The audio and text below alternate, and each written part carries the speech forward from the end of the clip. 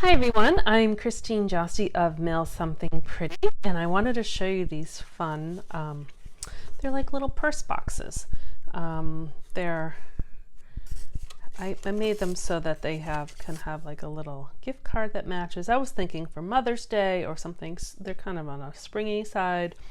This was actually a club project that we made, and someone suggested that you could actually make multiple cards with the envelope. Oh, I did bring up the envelopes, but there's little 3x3 envelopes, and you could put them in here as like a little gift set. You can certainly put treats or whatever inside, and that can be a matching card. And the same with the little bicycle one. So just going to show you how we put them together. They come together quite easily and very adaptable. You can just change your papers however you want and change your little tag, and they're really sweet. So let me show you what I have here. I actually already have some of the papers pre-cut, but I'm going to tell you exactly what I did. I'm situated here with all my pieces. All right. There we go. I was looking for scissors. I need those. Okay. So actually, the one I'm copying from, one of my team members gave me this. She made them actually as wedding favors for her son and her daughter-in-law. And she actually had little tea bags done with stickers. I just love that. With a little honey stick. There was shortbread in here, and she made it. So this is where I got my idea, and I'm copying. All right, so I'm starting with Petal Pink for this one because I wanted it to match that country floral pattern paper. But again, you can use whatever you want. My cardstock is 6.5 by 7.25. And then I scored it at 1.25 on either side. And then I flipped it and I scored it at 3.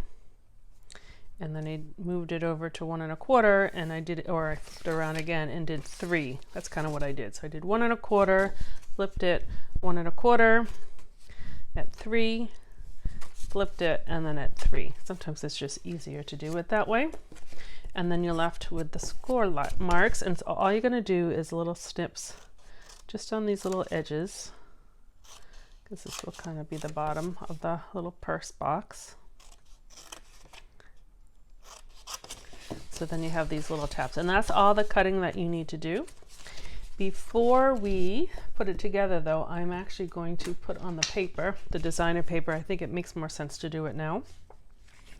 So I'm going to have this kind of be my top of my purse right here. So I want to just make sure you have the direction of the paper going the right way. So you can measure your paper however you want. I did a tiny little seam, and I cut this paper. This is the Country Floral Designer Series paper, which I just checked as of, what's today, April 11th, 2023. It's still available. It's retiring, but it is still available. I cut it so that I had the bicycles kind of just centered in the middle. So it was a little bit of a specialized cutting. And then let's get my ruler. I can tell you what I did. It is 3 7/8, but you can certainly do 3 3/4 by 2 7/8, and you could always do 2 3/4. But I just did it so that the border was pretty tiny, and you'll see when we put it together. So that is just going to go. You can kind of see on the top how skinny that border is.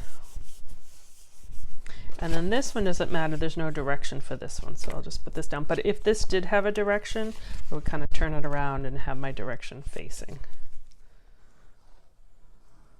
All right. So that's there. So now I can fold on all of my score lines. I'm just using my fingernail, but I probably should be using my bone folder. All right, and you can kind of see right there how easy this comes together. These go inside, and it just flips just like that for a little box. As I put it together, I'm actually going to attach the back to the middle tabs first, and I'll show you that way your seam will be in the back. So I'm just going to put some of my glue and close that and give it a pinch. Just hold it for a second. This glue is awesome. I use it for all, well, actually I use it for everything.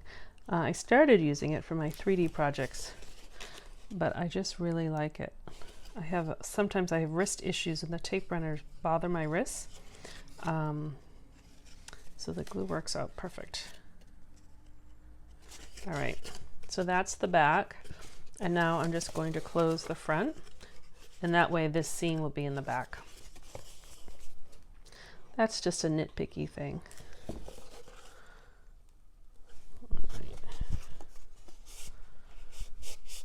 I keep pushing my paper down because I don't think I got to the edges of that.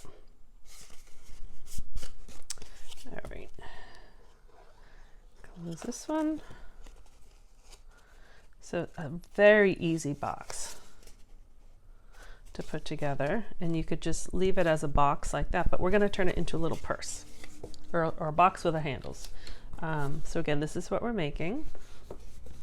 So I just cut 1/2-inch strips, and I think I just cut them, I cut them from the scrap, and I think they are 7 1/4 inches long. I didn't write that down.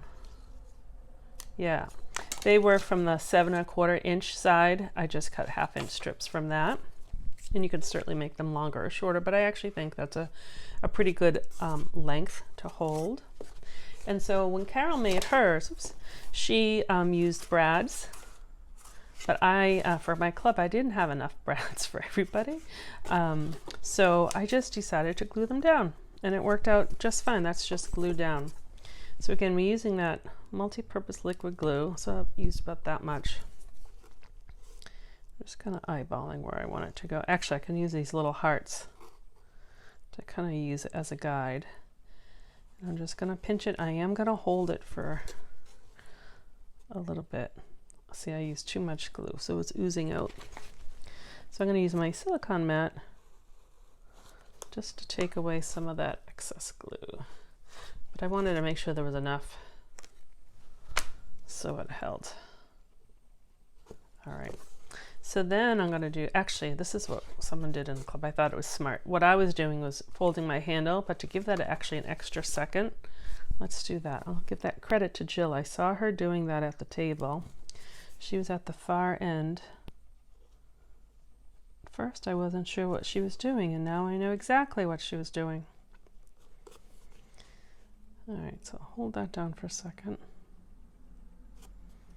All right, so give that a second to dry. So that had a few more seconds. So I'm gonna put glue. So this is gonna twist just like that. So I'm gonna put glue on the underside here. So when I twist it,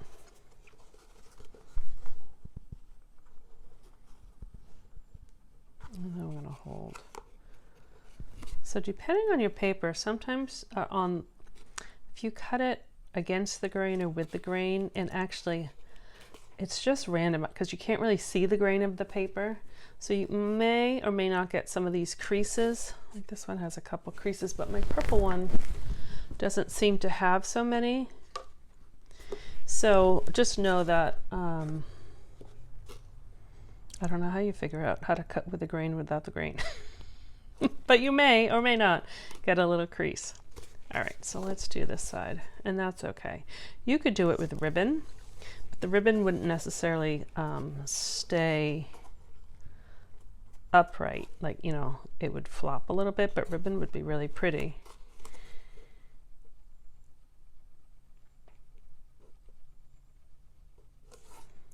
All right, and as I'm holding that, I'm gonna get my little, I already pre-cut a circle out of the Sweet Sorbet color, and I think I already said this is Petal Pink, and I'm going to put that together just like that little tab. All right, give us a little pinch and we should be good. Okay, so the circle I actually use has a nice little scalloped edge. That was from the All That dies, which are sticking around for the next catalog. So I'm very happy about that because I use them quite often. And so these hearts are actually from another die set that's sticking around, the Give It a Whirl dies. And they have hearts and stars. They have all sorts of things in that one. So I'm just going to stick that on there with 2 dimensionals.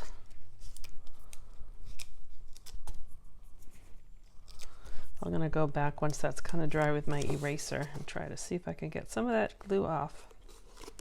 Not so bad. All right, so that is the little purse. Again, here's that purple one.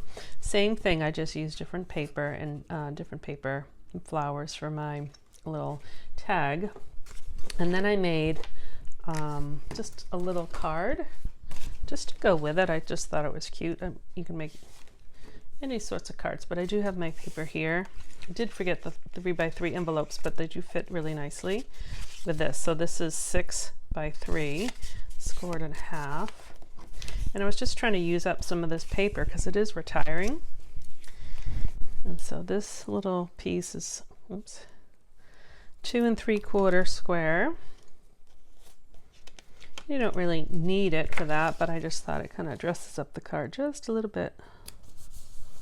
And again, I was just using little scrap pieces, and I cut this so the paper, I don't have the whole big piece, but it had maybe 4 or so the bicycles going by with the flowers, so I just cut them so that they worked.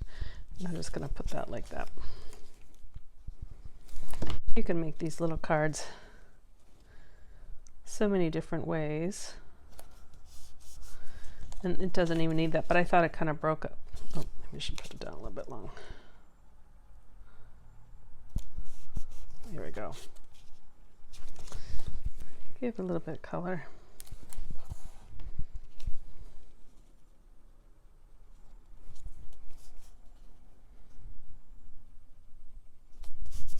And then I had punched a whole bunch of these hearts. I think the big one's kind of big, but maybe when I do the 2, I'll do that. So this one I did a little one, this one I kind of offset, make them all a little bit different.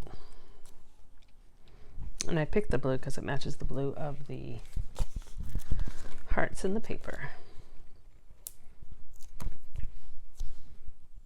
All right, yeah, so they're a little bit different. Those are the 3 little cards.